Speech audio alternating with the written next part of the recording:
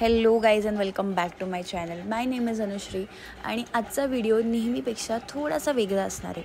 आत्तामध्येच आम्हा सर्वांना तुळजापूरला जाण्याचा योग आला. तुळजापूरला जात होतो तर विचार केला होता की थोडेसे आजूबाजूचे फूड प्लेसेस एक्सप्लोअर करावे. तर थोड्या तयारीतच होतो, 4-5 ठिकाणं बघूनच गेलो होतो.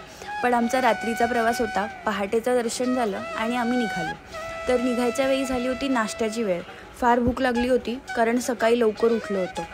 तर पटकन गुगल केलं आणि जे काही 2-4 व्हिडिओ बघितले होते त्यातून सगळ्यात टॉपची प्लेस आम्हाला ही वाटली, सुधा इडली गृह. मंगळवार पेठेतील ह्या शाखेमध्ये आम्ही गेलो.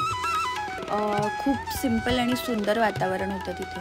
स्वच्छही होतं. आत गेल्या गेल्या ओपन किचन, छान सीटिंग अरेंजमेंट आणि बऱ्यापैकी गर्दी तिथे बघितली. लिमिटेड मेन्यू होता, पण ज्याप्रमाणे आम्ही रिसर्च केलं होतं त्याप्रमाणे तिथे इडली, उडीद वडा, सांबर, चटणी हे फार जास्त प्रमाणात लोक खात होते. तर विचार केला तेच ऑर्डर करूया. तिथे एका काकांनी आम्हाला सजेस्ट केलं की बटर इडली आणि एक चटणी येते इडलीवरती, ते सुद्धा ट्राय करून बघा.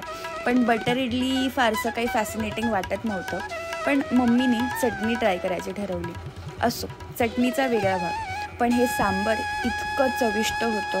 गरमागरम सांबर, क्रिस्पी वडे आणि सॉफ्ट इडली. चटणीची पण वेगळीच मजा होती.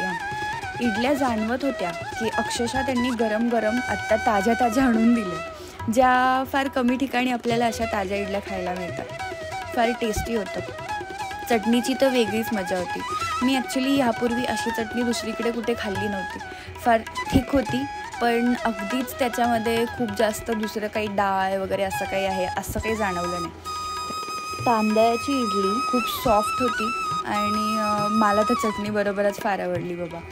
हा उडीद वडा असं होतं की मी नॉर्मली बाहेर जाऊन उडीद वडे फारसे खात नाही, पण इकडचा उडीद वडा मी जेव्हा केव्हाही तिकडे जाईल त्यावेळी आवर्जून खायला जाईल, कारण खूप क्रिस्पी होते. मला खूप आवडलं. सांबारबरोबर उडीद वडा थोडासा जास्त चांगला लागत होता चटणीपेक्षा, तर मी सजेस्ट करेल तुम्ही सांबारबरोबरच. आणि मी मगाशी ज्या चटणीबद्दल सांगत होते ती हीच. मी काही ती चटणी खाल्ली नाही कारण मला असंच आवडत होतं सांबारबरोबर आणि साध्या हिरव्या चटणीबरोबर खायला.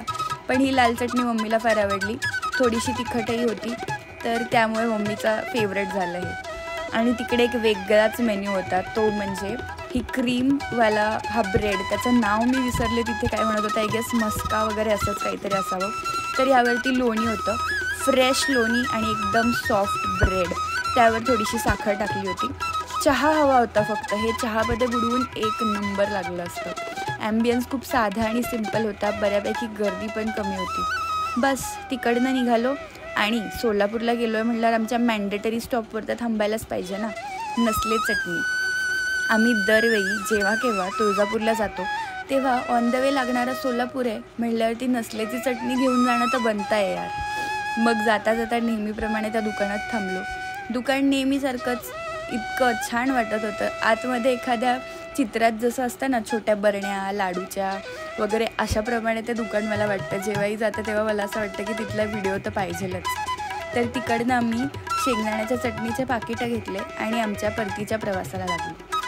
आजच्या व्हिडिओपुरतं एवढंच. हा व्हिडिओ तुम्हाला कसा वाटला नक्की कमेंट सेक्शनमध्ये सांगा. आणि व्हिडिओ पूर्ण बघितल्याबद्दल धन्यवाद. लाईक, शेअर आणि सबस्क्राईब करा चॅनलला. Thank you for watching.